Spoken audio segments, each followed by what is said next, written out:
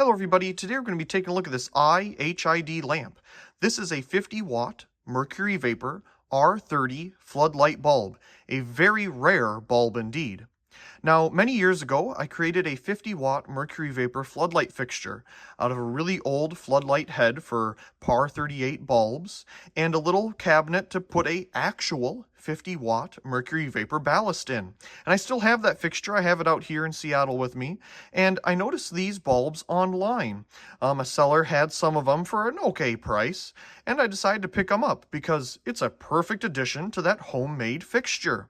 So let's go ahead and take a look around the box here, and we'll put it in said fixture and turn it on. So on the front here, we have very plain, simple packaging. This is very common for the I lineup of high-intensity discharge bulbs. Very high-quality stuff here. These are made in Japan. It even says it right here on the sticker.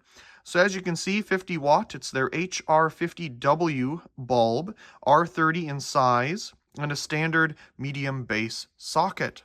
So that's the front of the packaging. On the side here, we just have a notice telling you that you do need a ballast and, to read the rest of the carton, because you can't put this in a regular socket naturally. You need a ballast for it. And, of course, the company that actually makes it, Iwasaki Electric Company of Japan. I might say their name wrong. I'm not sure the correct pronunciation there. Of course, we have a warning here on the side. It is a mercury vapor lamp, so it does produce some ultraviolet. And we have a very nice picture here on the side, IHID lamp. And we're back to the front. Nothing on the bottom. So if you go to the top here, we have very simple packaging to open. Just push the little sides here. We'll be able to pull our bulb right out. Now inside, we do get some instructions. And this is just everything about the lamp from, I believe, ballasting it to even potentially disposal. It looks like this one specifically is talking about mercury vapor and self-ballasted mercury vapor bulbs. So if you'd like to read about it, feel free to pause the video. But I think that's all that's on this sheet here. It's just in multiple different languages. So of course we just have English as the first one. So I'm just going to fold that up. We'll place it back in our carton here. And let's take a look at the bulb itself. So this has a very nice silver coating on the outside.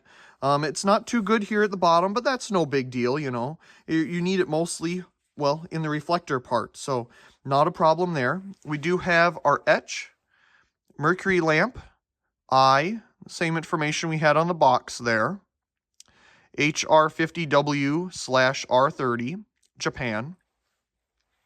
And of course on the front, we have just a kind of a white coating. It's not really a phosphor of any kind as far as I know. I think it's just to diffuse it. So there's not really any special, qualities about it to kind of make the light more deluxe. I think it's just to diffuse it.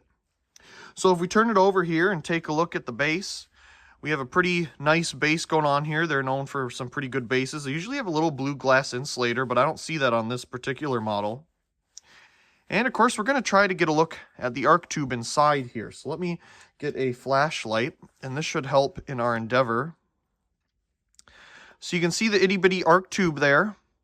If we take a look at the center of the screen, you can see the big electrode there on the left, and then the little tiny starting probe on the right there on the bottom. If we move our way to the top, you can kind of get a glimpse there.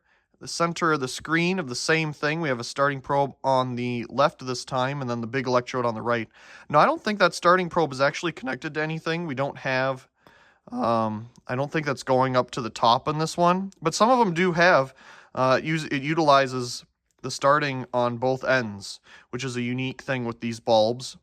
But they do have it up there. You can ever so slightly see it next to the main electrode. So there's our itty-bitty tiny arc tube inside of here. And let's see if we can get anything else to shine through. I think that's about it. So our arc tube's about here in the middle of the lamp.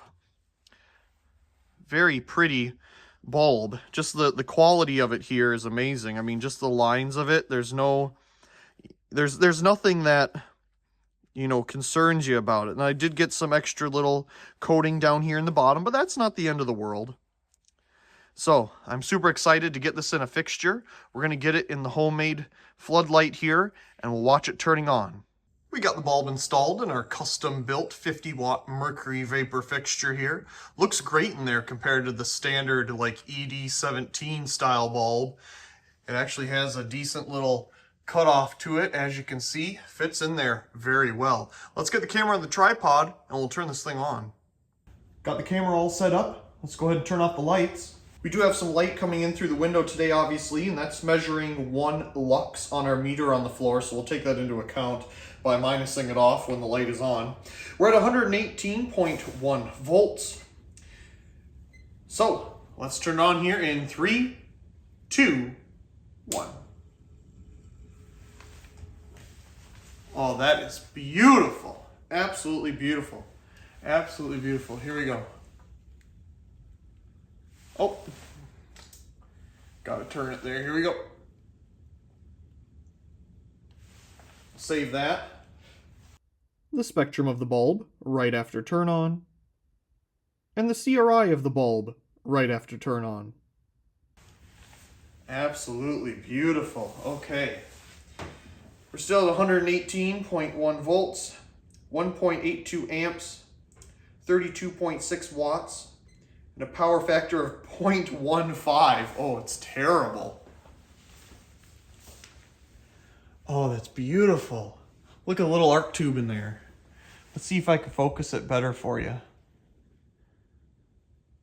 Oh, well, we had it for a second. Do you see that little arc tube there at the top? Oh, absolutely beautiful. Absolutely beautiful.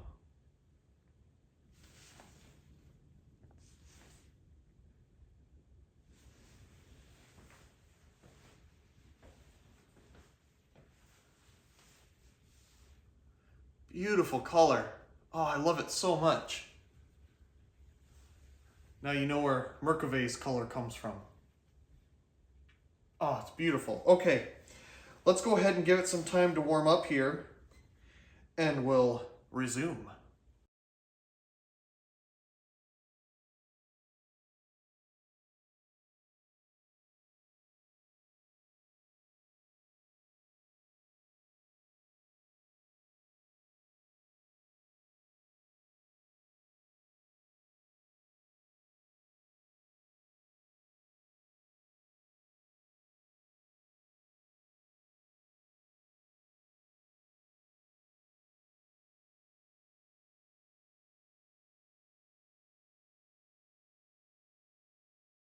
Okay, so we're definitely at full brightness. Both the lux and watt meter here have leveled off in their readings. So let's go ahead and see what they have to say and how well this beautiful bulb is lighting everything up. We're currently at 118.4 volts, 1.49 amps, 71.9 watts, and a power factor of 0.4. So it did go up some, but it's still not amazing. And of course we have our lux meter here on the floor. We're getting about 60 lux right now. If we minus off the one from the window, we're getting about 59. Beautiful mercury vapor color. It's super dim too, so it's not like overly bright. It's just a beautiful color. And you can tell on some of the like paper things on the doors here. See how they're glowing a little bit? So we're definitely getting, UV off of this that is affecting paper and things like that. Of course, we don't have a deluxe white coating here. It's just a diffusion coating of some type of, thing. Anyway, yes, there is the bulb, and it lighting up everything very nicely. Yeah, you can definitely tell the effect even over there on the flag on the door. It's definitely putting out some UV light here, more than a standard mercury vapor bulb of clear, I think, wood. So yeah, that's pretty unique. I mean, maybe they do, like a standard clear 175 watt mercury vapor or something, but I don't think I've ever noticed it really before. This definitely puts out a lot more. Just absolutely love the color of this though. The spectrum of the bulb at full brightness, and the CRI of the bulb at full brightness. Let's get some cool down in 3, 2, 1. Not much there to cool down with such a small arc tube. As always, I do hope you enjoyed today's video, and if you did, be sure to give it a like down below and leave a comment. I do enjoy reading all of your comments. If you haven't already, be sure to subscribe to the channel for more great videos like this one. Also check out my secondary channel Merkove and subscribe over there for more behind the scenes and alternative content. Of course, check out the other videos here on this screen, and as always, thank you very much for watching.